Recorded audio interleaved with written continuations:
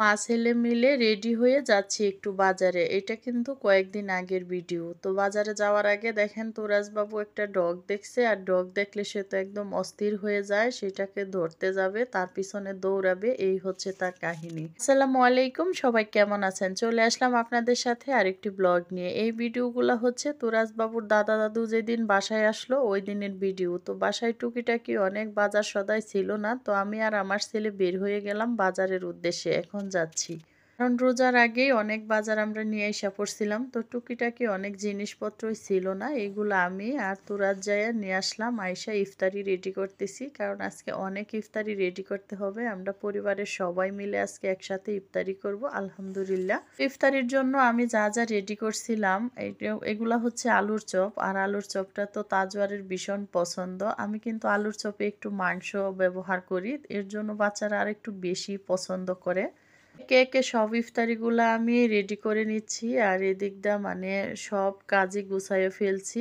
আর এখন আমি ইফতারিগুলো একদম প্লেটে প্লেটে বাইরে নিব, কারণ ইফতারি রেডি করার পরে ভাজি পোড়া আমি যেহেতু 5টায় করতে আসি, তারপরে আমি আবার মানে ভাজি পোড়াগুলো করতে করতে ইফতারির সময় হয়ে যায়, তখন টেবিলে নিয়ে এসে এগুলো সব রেডি করে নেই। আর এখানে মিষ্টি নিয়ে আসছে আমার শ্বশুর, তো মিষ্টিগুলাও আমি আজকে দিয়ে দিব। সবগুলা ইফতারি টেবিলে নিয়ে এসে পড়লাম। আর এইটা হচ্ছে তারপরের ভিডিও, তো অনেক দিনের ভিডিওগুলো একসাথে জমায়া তারপরে ভিডিও এডিট করতেছি। তো আজকে রাতে রান্নাটা শেষ করে ইফতারি বানাইতে আসলাম। আর এখানে পেঁয়াজগুলো আমি বাঁধাকপির পাতা দিয়ে বানাইতেছি, আর এইভাবে আমার শ্বশুর খাইতে চাইলো। জিজ্ঞেস করছিলাম শ্বশুর বাবাকে যে কি খাবেন, পরে বললো যে বাঁধাকপির পেঁয়াজুটা বানাও আজকে।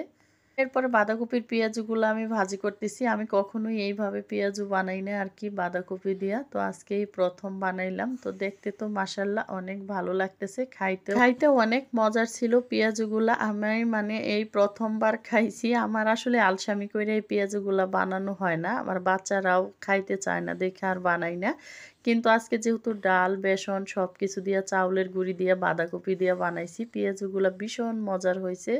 আর এইভাবে আমার শ্বশুর বাবা অনেক পছন্দ করে। যাই হোক, বাবার জন্য পেঁয়াজুগুলো আমি ভাজি করে নিলাম, আর অনেকগুলা পেঁয়াজু হয়েছে আজকে আমার। আর এদিক দিয়ে আমি একে একে সবগুলা ইফতারি ভাজি করে নিতেছি।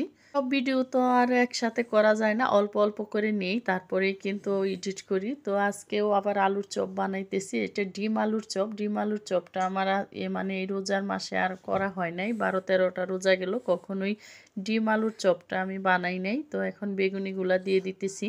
এখন বেগুনিগুলা ভাজি করব, আর বেগুনি আমি কমই বানাবো, কারণ হচ্ছে সব ইফতারির কিন্তু অল্প অল্প করে বানাইলেও দেখা যায় একসাথে যখন টেবিলে মানে বাইরে নেই, তখন কিন্তু বেশ ইফতারি রেডি হয়ে যায়।